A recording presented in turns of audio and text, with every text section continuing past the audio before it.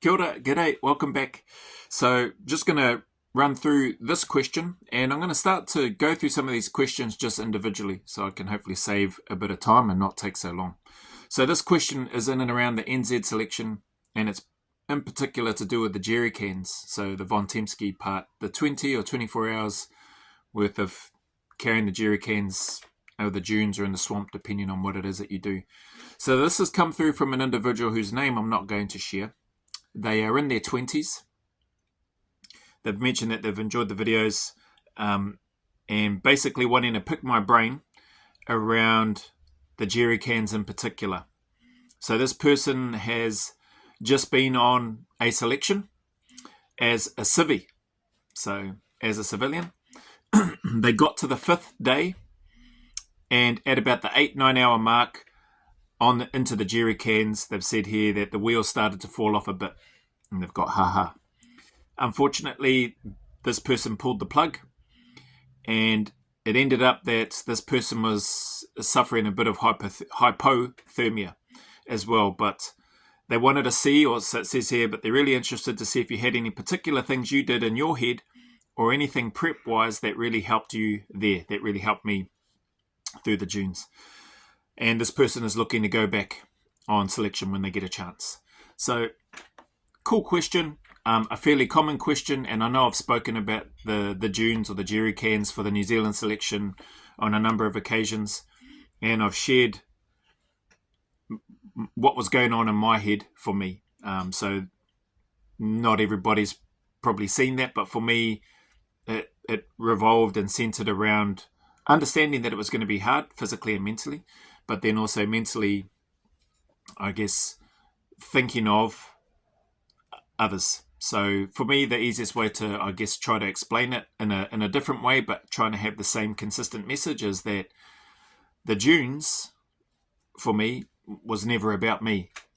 Okay, so yes, I'm being assessed along with my teammates or the people or the group that I might be fortunate to be in at that time, but the dunes isn't about me in my head. So for me, the dunes was about getting these things, whatever they were, a resupply of whether it was food, whether it was water, whether it was ammunition, whether it was medical supplies, whatever, things that I would come up with in my own head, which is sort of what this question is about, that I needed to keep moving to get these two teammates that were in dire need of these items. So that's where my mind went to, and that's what I mean by when I say it wasn't about me with regards to the dunes. That's just stuff that I thought about, and that's stuff that helped me. We all got cold on the dunes. When you're going into the night and they've made you crawl around in the sand and into some water, and now you're all wet, plus you're sweating, and you're carrying all that equipment, and then they get you to sit near the top of one of the sand mounds, dunes, whatever you want to call it, and you're sitting there for a while, and the wind is starting to come in as well, you get pretty cold, and you're wanting to start moving, but you're not allowed to just get up and start moving until the instructor says you're not just you can't just start cracking out some push-ups. You start getting tired, you start wanting to doze off, but then the cold keeps you awake. So everybody's cold, everybody's tired, everybody's sore, everybody's mind is going to different places, and or people's minds are holding steady in terms of why they're there, understanding that this is the process and this is what it's going to take, and that you'll get up and start moving soon. And when you get up and get to start moving, you can start to generate some warmth and some heat and start trying to get some sort of regularity in terms of your body temperature. May not be ideal. I'm not saying that that's going to cure everything, but getting moving and getting some blood flow when you've been cold definitely helps. So that's where my mind went. It was never about me in terms of the sand dunes portion of the selection. And for this person, man, getting to the halfway point, day 5 of selection for the New Zealand one, that's awesome. That's a big achievement in and of itself. And at least when I was going through, it was for the NZ one, it was common that they would say, and that they did share, that we always lose at least one on the dunes. Like, you're always going to have people. And even on my one, in my group, I think we lost 1 or 2. We definitely lost 1 from the group that I was in on the dunes. I think it may have just been one from the group that I was in anyway. But it seems to be the case that you typically have people quit or pull the pin at that stage.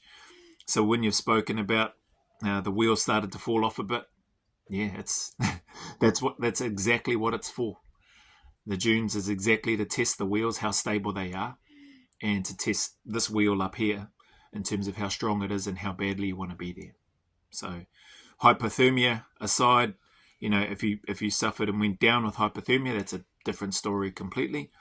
But it sounds like this person chose to withdraw because being cold and shivering is not great, hey. And if you're feeling like, and if this is starting to go, and you're feeling like there's something worse and worse and worse, well, then this thing here can start to create that monster, for want of a better term, in our minds, and we can start to lean into that heavily and go, yep, this is exactly what's happening, and then it can cause us to quit. So not sure if that helps, but hopefully you can take something from that, you and or anybody else that might have the same or similar questions. And I do get a lot of questions about the dunes, particularly in the one-to-ones from the mental aspect. But yeah, the common thing that I've shared in those one-to-ones and something that I've shared here is about thinking about others, is basically the other way that I would describe it. So it's not about you, it's thinking about others. We're carrying this stuff. Whatever scenario you want to come up with, those are just some of mine. It could have been a resupply of any type to try to get to the teammates that needed that stuff ASAP. And 20 hours, 24 hours is not ASAP when you're walking and you're tired and you're wet and you're cold, etc. I get it. But for me, mentally, it kept me steady. It kept me strong. It kept me in a good place to know that this was bigger than me. So anyway, if you made it this far, appreciate your time, appreciate your support as always, appreciate the questions that come through in the comments.